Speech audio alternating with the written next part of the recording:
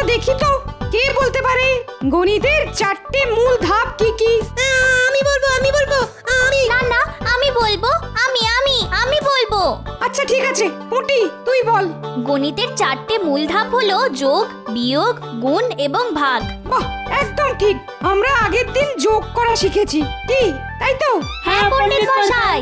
আর আজ আমি তোমাদের সবাইকে বিয়োগ করা শেখাবো। সেটা আবার কি জিনিস? বিয়োগ মানে বাদ দেওয়া। কি বাদ দেওয়া পণ্ডিত মশাই? যে কোনো কিছু, যেমন ধর ন্যাপলার কাছে চারটে কমলা লেবু ছিল, ন্যাপলা পুটিকে তার থেকে দুটো কমলা লেবু দিয়ে দিল, তাহলে ন্যাপলার কাছে কটা কমলা লেবু থাকবে? চারটে ছিল, তার থেকে দুটো দিয়ে দিল, তার মানে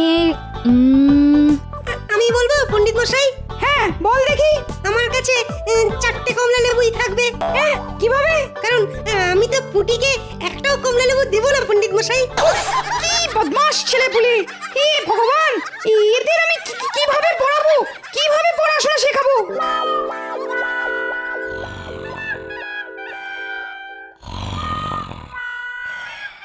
এই যে বলি, এই যে ওঠো, কি গো ঘুম থেকে ওঠো গো, এই ওঠো না, ওঠো। দূর দূর, এই লোকটাই যে কত ঘুমোতে পারে তা ভগবানই জানেন।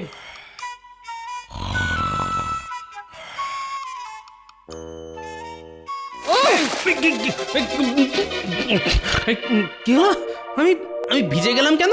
এই ঘরের ভেতর জল বন্যা হলো নাকি? এখন তো শুধু বন্যা দেখেছো, বিছানা থেকে উঠে রাজসভায় না গেলে এবার ঝড় বয়ে যাবে। হ্যাঁ, ভূমিকম্প হবে, এই বলে দিলাম। দূর দূর, এই রোজ রোজ রাজসভায় যেতে আর ভালো লাগে না। সেই একঘেয়েমি বকম বকম বকর বকর বকম বকম বকর বকর। সভাসদ না পায়রা, সেটাই গুলিয়ে ফেলি। রাজসভায় না গেলে কিভাবে সংসার চলবে শুনি? তোমার কি জমিদারি আছে নাকি? কেন, আছে তো 2.5 বিঘা জমি। সেটাও তো বিয়েতে আমার বাবা তোমাকে দিয়েছিল, কিন্তু সে জমিতে আজ অব্দি ধান সবজি তো দূরের কথা, কোনোদিন একটা দুব্ব ঘাসও গজালো না। আমার কপালটাই খারাপ। কি দেখেছে তোমার সাথে আমার বিয়ে দিয়েছিল কে জানে। কি করব বলো?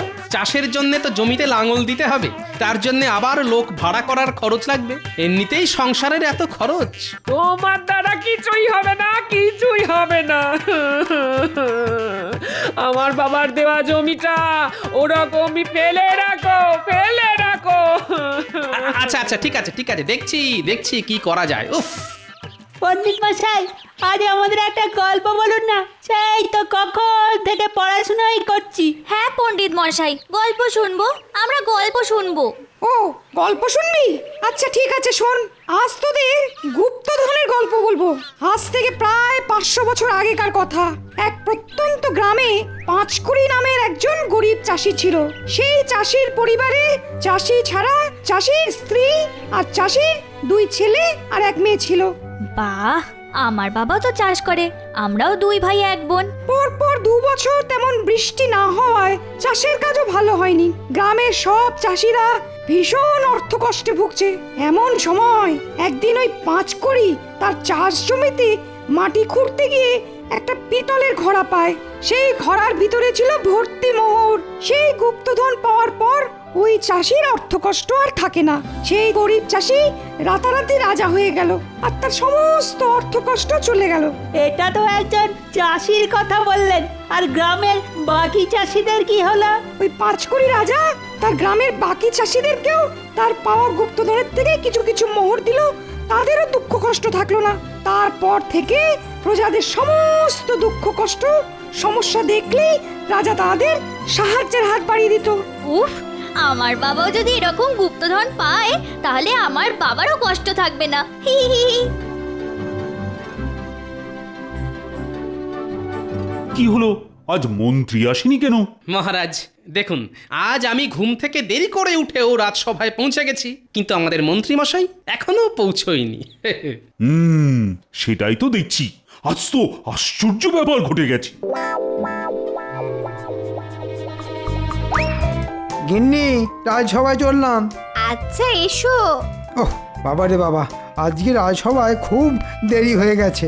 ওমা এ কি তুমি আজ এরকম ছেঁড়া ফোড়া পোশাক পরে রাজসভায় যাচ্ছ কেন?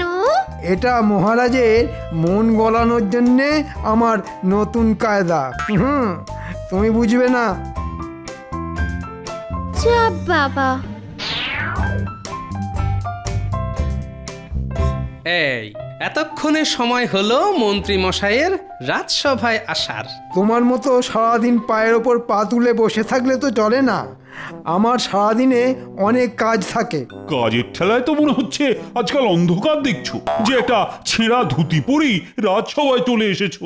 কি আর করব বলুন মহারাজ, অর্থ কষ্ট চলছে, সংসারের খরচ, গিন্নির আবদার, আর পারছি না মহারাজ। যদি আপনি কিছু টাকা পয়সা দেন তাহলে একটা নতুন ধুতি কিনে পরতে পারি। আপনার আবার কিসের অর্থকষ্ট মন্ত্রী মশাই? রাজসভার সব সভাসদদের মধ্যে সবচেয়ে বেশি বেতন তো আপনি পান। হ্যাঁ, তা যা বলেছ গোপাল। মন্ত্রীর হাতে 7 রাজার গুপ্তধন, হিরে মানিক এলেও মন্ত্রীর অর্থ কষ্ট কমবে না। মহারাজ, যদি টাকা পয়সা দিতেই হয় আমাকে দিন। আমার অবস্থাটা একবার দেখুন। এই মাসের বেতন পাই, আগের মাসের ধার মেটাই। ওই শুরু হলো ন্যাকামো। গোপাল, তুমি রাজসভা ছেড়ে যাত্রা দলে নাম লেখাও, কাজে দেবে। যেই দেখলে আমি মহারাজের কাছে টাকা চাইছি অমনি তোমাকে দারিদ্র ছেয়ে গেল। আচ্ছা ঠিক আছে ঠিক আছে, তোমাদের দুজনের মধ্যে কুটকাচারি বন্ধ করো তো। সারাক্ষণ আর এসব ভালো লাগে না।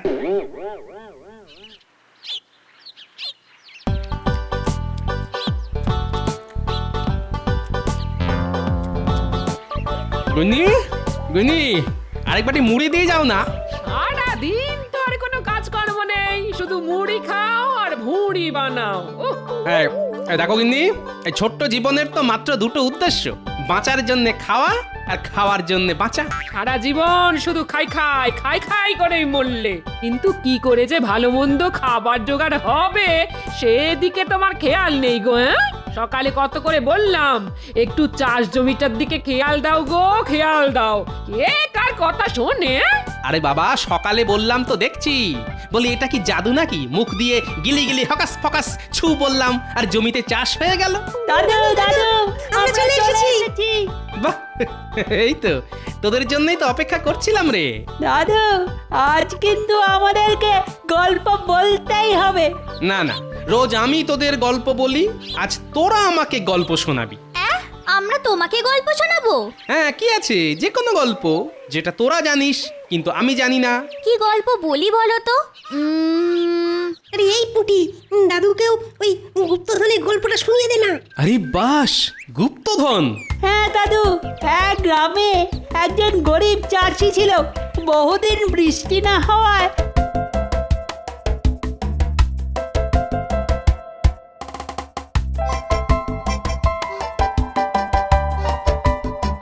বাহ, তোরাও তো বেশ ভালো ভালো গল্প জানিস। এবার থেকে আমিও তোদের কাছে গল্প শুনবো।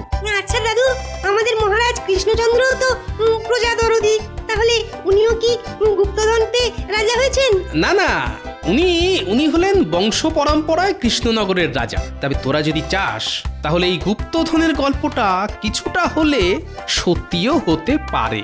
হ্যাঁ, কিভাবে গো দাদু? তাহলে তার জন্য তোদের একটা কাজ করতে হবে। কি কাজ দাদু?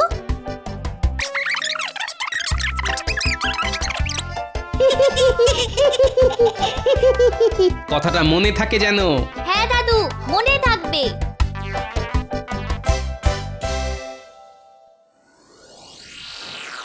মন্ত্রীমশাই, কালকে কিন্তু ওই ছেঁড়া ধুতি পরে এসে নাটকটা ভালোই করলেন। কি আর করব বলো সেনাপতি, আমার বাড়িতে তো আর কুবেরের ধন নেই যে রোজ রোজ নতুন নতুন পোশাক পরে আসব।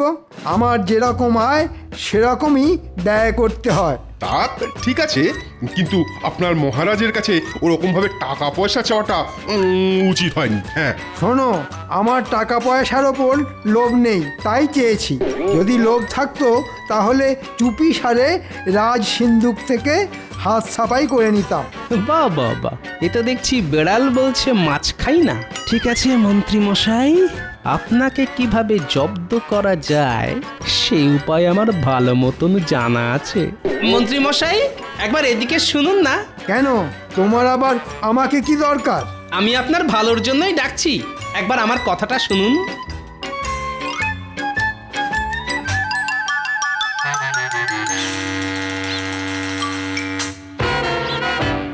হ্যাঁ, কি বলবে বলো। আস্তে আস্তে, জানাজানি হয়ে গেলেই মুশকিল। কি বলতে চাইছো সেটা খোলসা করে বলো তো। শুনুন, রাজসভায় আসার সময় দেখলাম আপনার বাড়ির সামনে বটা, ঘটা আর ভগবান ঘুরঘুর করছে। বারবার আপনার বাড়ির দিকে তাকাচ্ছে আর চোখ ফিরিয়ে নিচ্ছে। তারপর আমাকে দেখতে পেয়েই ওরা আপনার বাড়ির সামনে থেকে সরে পড়ে। হ্যাঁ, সে কি? আমার বাড়ির সামনে ওদের কি দরকার? না, আমাকে এক্ষুনি বাড়িতে যেতে হবে। আচ্ছা গোপাল, তুমি আমায় এই কথাটা জানিয়ে বেশ ভালো করেছো। আমায় এক্ষুনি বাড়ি যেতে হবে।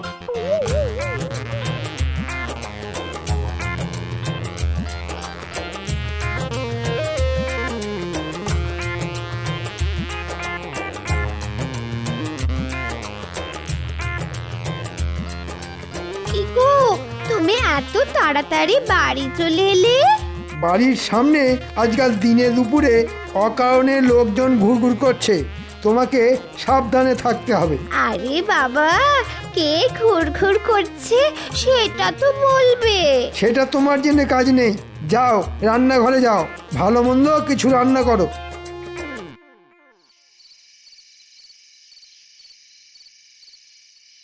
এই তো তোরা চলে এসেছিস। দাদু, এবার বলো কি করতে হবে? শোন, তোরা এই পুরনো বাক্সটা আমাদের মন্ত্রী মশাইয়ের বাড়ির এক কোণে চুপি চুপি রেখে আসবি। এই বাক্সে কি আছে দাদু? গুপ্তধনের সংকেত আছে। তাহলে মন্ত্রী মশাইয়ের বাড়িতে রাখার কি আছে? তোমার কাছেই রাখো না। বেশি কথা বাড়াস না, যেটা বললাম সেটা কর। আর হ্যাঁ, এনে এই কাগজটা মন্ত্রী মশাইয়ের জানলা দিয়ে ঘরের ভিতর ফেলে আসবি। আচ্ছা দাদু, ঠিক আছে। সাবধানে আর চুপি চুপি কাজটা করতে হবে, কিন্তু জানাজানি হয়ে গেলেই মুশকিল।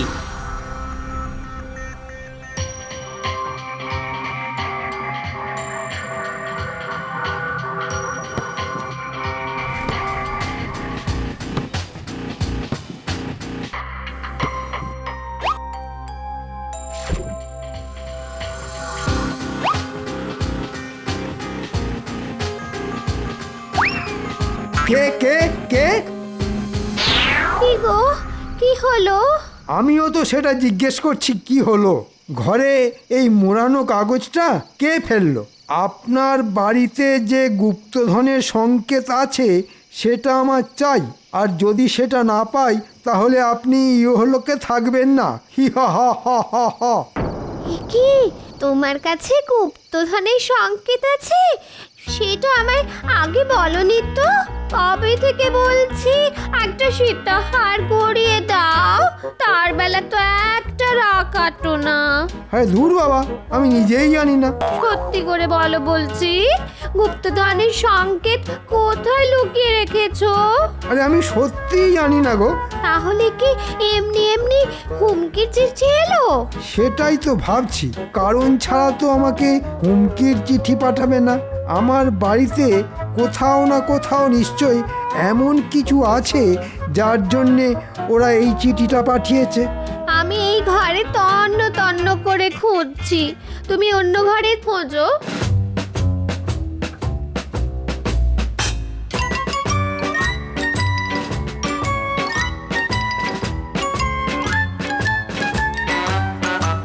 পেয়েছি গিন্নি, পেয়েছি।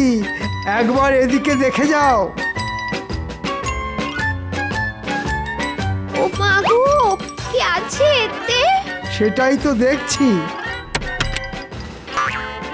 এটা তো একটা মানচিত্রের নকশা বলে মনে হচ্ছে, আর নকশার এইখানেই আছে গুপ্তধন।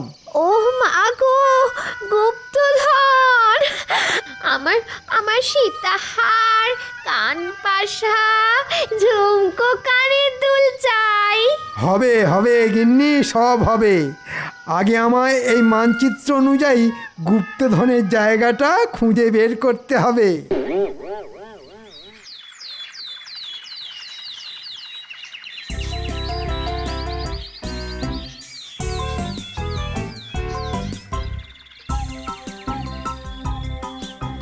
দাদু কালকে কাজটা করে দিয়েছি, এবার বলো গুপ্তধন কি পাওয়া যাবে? এটা তো একটা ফুটো করি, গুপ্তধন কোথায়? এটাই গুপ্তধন।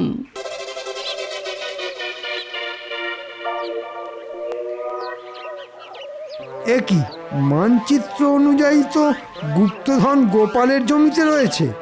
এখন যদি আমি খোঁড়াখুঁড়ি শুরু করি তাহলে লোকজন জেনে যাবে। এখন বাড়ি যাই, তারপর রাতে সবাই ঘুমিয়ে পড়লে কোদাল নিয়ে চলে আসব। কি ব্যাপার, মন্ত্রী কোথায়? মহারাজ, মন্ত্রীমশাই আজকেও গড় হাজির।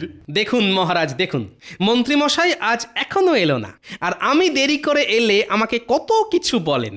মন্ত্রীর এরকম পরপর 2 দিন রাজসভায় না আসাটা বেশ চিন্তার বিষয়। উনি আবার শারীরিক অসুস্থ হতে পারে। না না, দেখুন দেখুন, নিশ্চয়ই বাড়ি বসে গোপনে কোনো না কোনো চক্রান্ত করছে। যাই হোক মহারাজ, আমারও কালকে ছুটি লাগবে। কেন, তুমি আবার কালকে কোথায় যাবে? কোথাও যাব না মহারাজ, বাড়িতেই থাকবো। আসলে অনেক দিন ধরে আমার একটা ফাঁকা জমি পড়ে আছে। সেই জমি চাষযোগ্য করে তোলার জন্যে একটা ফুটো কড়ির বিনিময়ে একজন ঠিকে মজুরকে রেখেছি। আর সেই মজুর আবার রাতের বেলা ছাড়া কাজ করে না, তাই সারা রাত জেগে মজুরের কাজ দেখে তারপর কালকে সারা দিন ঘুমোবো।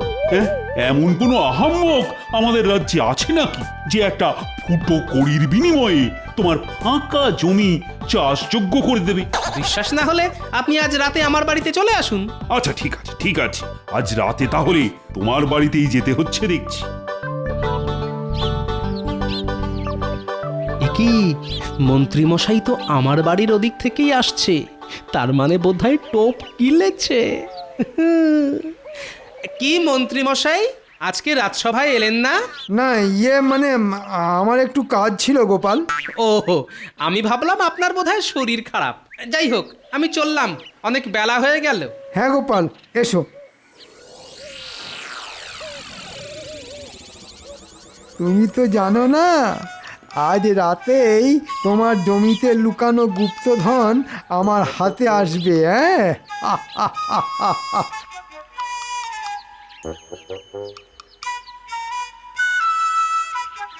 গিন্নি, তোমাকে আর চিন্তা করতে হবে না।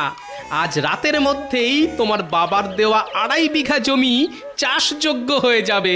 বাহ, তার মানে এতদিনে তোমার সুমতি হলো? তা কাকে মজুর রাখলে?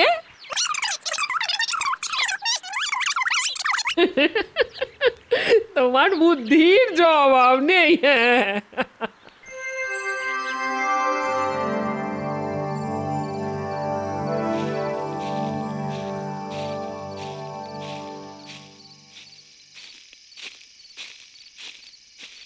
আসুন আসুন মহারাজ, আসুন। কি গোপাল, তোমার ওই আহাম্মক মজুর কোথায় যে তোমার পুরো জমি একটা ফুটো কড়ির বিনিময়ে চাষ করে দেবে? একটু সবুর করুন মহারাজ।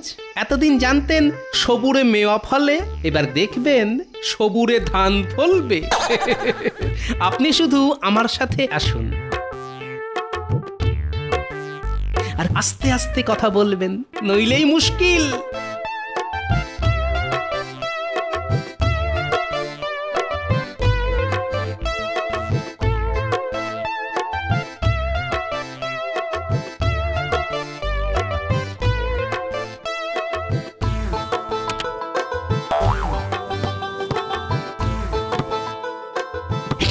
এ যে আমাদের মন্ত্রী।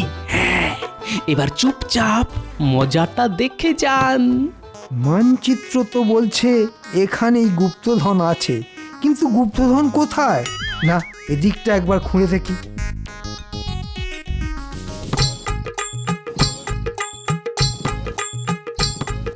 উফ, কি জ্বালাতন! গুপ্তধনটা কোথায়? না, ওই দিকটা একবার খুঁড়ে দেখি।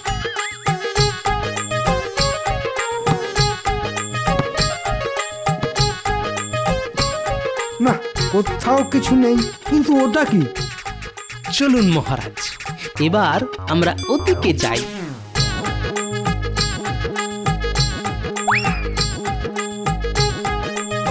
হ্যাঁ, এটা তো একটা ফুটো করি মাত্র। দেখলেন মহারাজ, আমার মজুর কিরকম একটা ফুটো কড়ির বিনিময়ে আমার পুরো জমিটা খুঁড়ে চাষযোগ্য করে দিল। মন্ত্রী, আমি অনেক আহাম্মক দেখেছি, কিন্তু তোমার মতো একটাও দেখিনি। হ্যাঁ, তার মানে আমাকে ঠকানো হয়েছে? হ্যাঁ মন্ত্রী মশাই, আপনি গুপ্তধনের লোভে আমার ফাঁকা পড়ে থাকা জমিটা চাষযোগ্য করে দিলেন, তাও আবার একটা ফুটো কড়ির বিনিময়ে। এই পুরো পরিকল্পনাটাই আমার। সাবাস সাবাস গোপাল, সাবাস। তোমার বুদ্ধির জবাব নেই। এই নাও গোপাল, তোমার বুদ্ধির পুরস্কার। এই টাকা দিয়ে তুমি তোমার জমিতে বীজ ধান বসাও। ধন্যবাদ মহারাজ। গোপাল, আমি তোমায় ছাড়বো না। তুমি আমায় এভাবে বোকা বানালে। কেন? একটা ফুটো কড়ি তো পেয়েছেন, ধরে নিন ওটাই আপনার কাছে গুপ্তধন।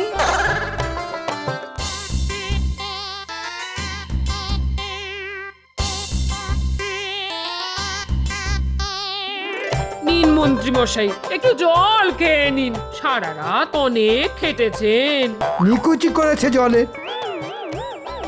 আরে ও মন্ত্রী মশাই, যাচ্ছেন কোথায়? আরেকটা ফুটো করি দিচ্ছি, আমার জমিতে বীজ ধান বসিয়ে দেবেন।